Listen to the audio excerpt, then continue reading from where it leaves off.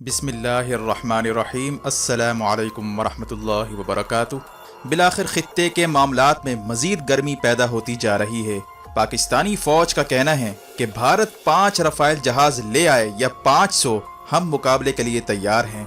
जबकि फ़रांस की जानिब से तुर्की के ख़िलाफ़ रफ़ाइल जहाज़ों की तैनाती की खबरों के बाद पाकिस्तान की जानिब से कहा गया है कि तुर्की पर अगर जारहियत की गई तो पाकिस्तान तुर्की के साथ मिलकर शाना बशाना लड़ेगा। इसी तरह अफगानिस्तान की जिहादी तंजीम हिज़्ब इस्लामी के सरबराह गुलबदीन हिकमत यार की जानिब से इंडिया को धमकी दी गई है कि वो जिहाद अफगानिस्तान से सबक हासिल कर ले, वरना कश्मीर में इसे नुकसान उठाना पड़ सकता है, जिस पर इंडिया के दिफाई हलकों में काफ़ी हलचल पैदा हो चुकी है। इसी तरह यौम आज़ादी के मौके पर मोदी की पाकिस्तान और चीन को धमकियां महंगी साबित होती जा रही हैं। नागालैंड ने भारत से आज़ादी का ऐलान करते हुए अपना कौमी झंडा लहरा दिया है और अलग से पासपोर्ट जारी करने का भी इंदिया दे दिया है।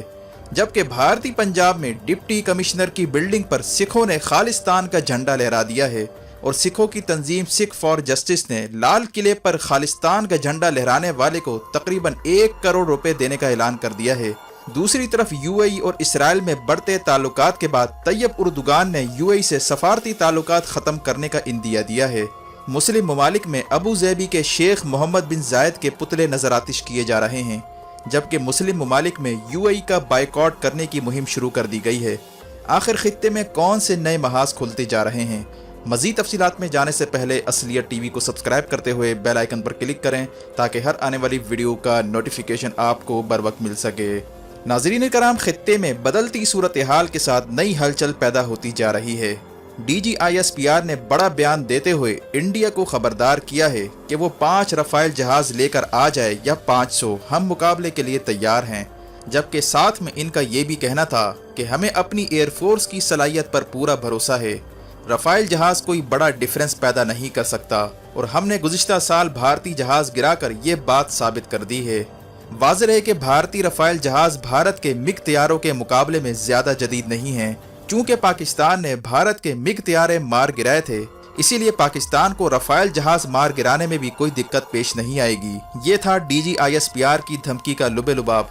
जबकि DGISPR का कहना था कि जिस तरह से रफ़ाइल जहाज़ों को ड्रामाई अंदाज में फ्रांस से इंडिया तक लाया गया, इससे इंडिया के अंदर का खौफ का अंदाज़ा होता है।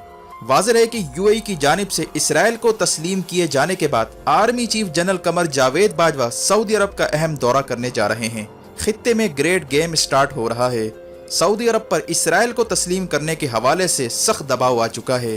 इसराइल को खतरा है कि इस सूरत हाल में पाकिस्तान हर सूरत रिएक्ट करेगा, जिसके हवाले से वॉल स्ट्रीट जर्नल का कहना था कि यूएई और इसराइल के ताल्लुकात के बाद सऊदी अरब पर प्रेशर आ चुका है और ट्रंप और इसका दामाद जेरेड कुशनर दबाव डाल रहा है कि किसी तरह सऊदी अरब इसराइल तस्लीम करे।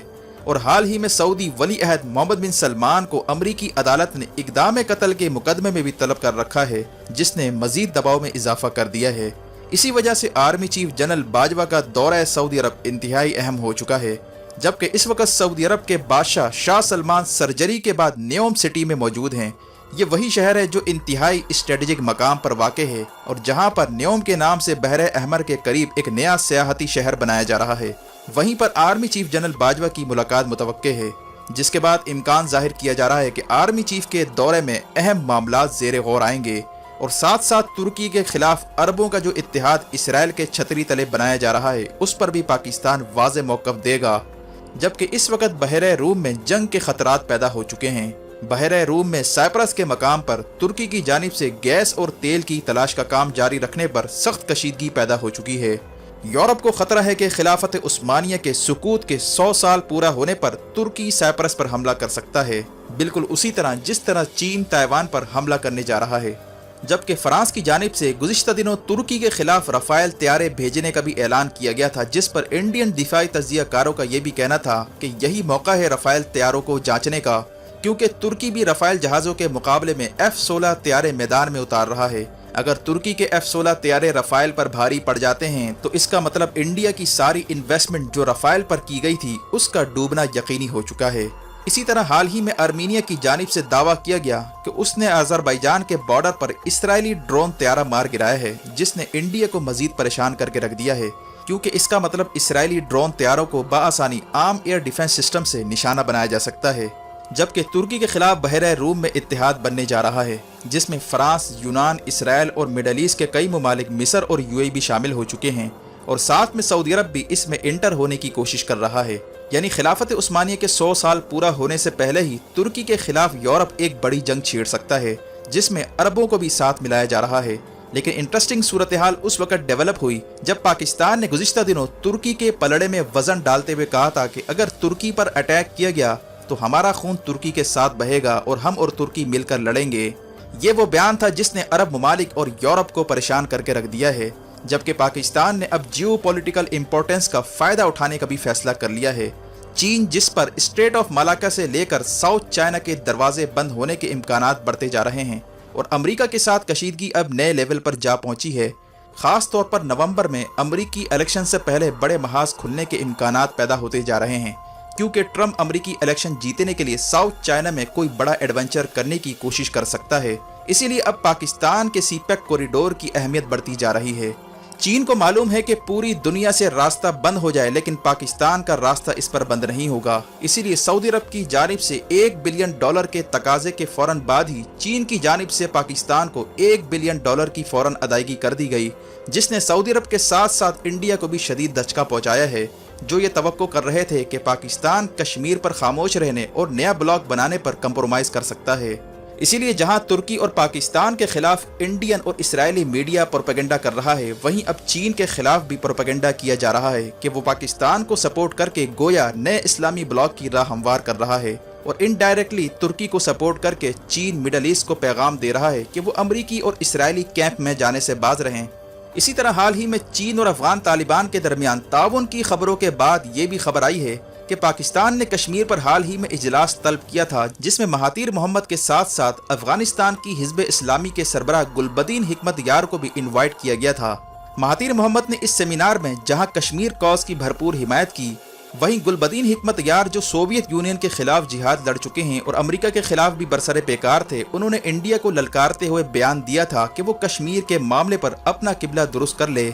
इसे अफगान जिहाद से सबक सीखना चाहिए। जिस तरह से अफगानिस्तान में बैरूनी हमला आवरों को शिकस्त दी गई और नेटो और सोवियत यूनियन की अफवाज की ईंट से ईंट बजाई गई, यही कुछ भारत के साथ भी हो सकता है।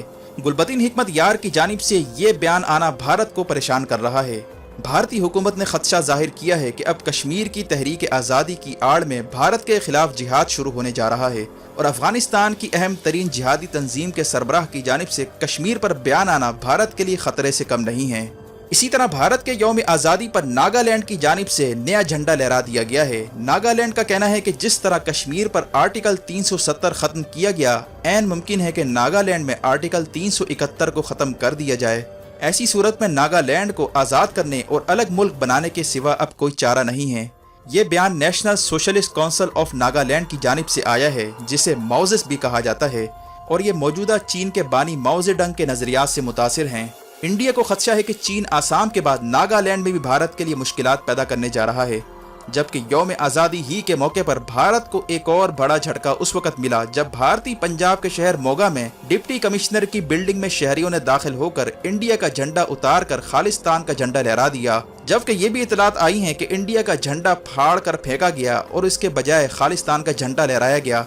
और दूसरी तरफ सिख फॉर जस्टिस के सरबराह गुरपटवान सिंह पन्नू ने हाल ही में ऐलान किया है कि जो भी लाल किले पर खालिस्तान का झंडा लहराएगा, इसे तकरीबन 1 करोड़ रुपए इनाम में दिए जाएंगे, जबकि अगर किसी और बिल्डिंग पर झंडा लहराया गया तो इसे $2500 मिलेंगे।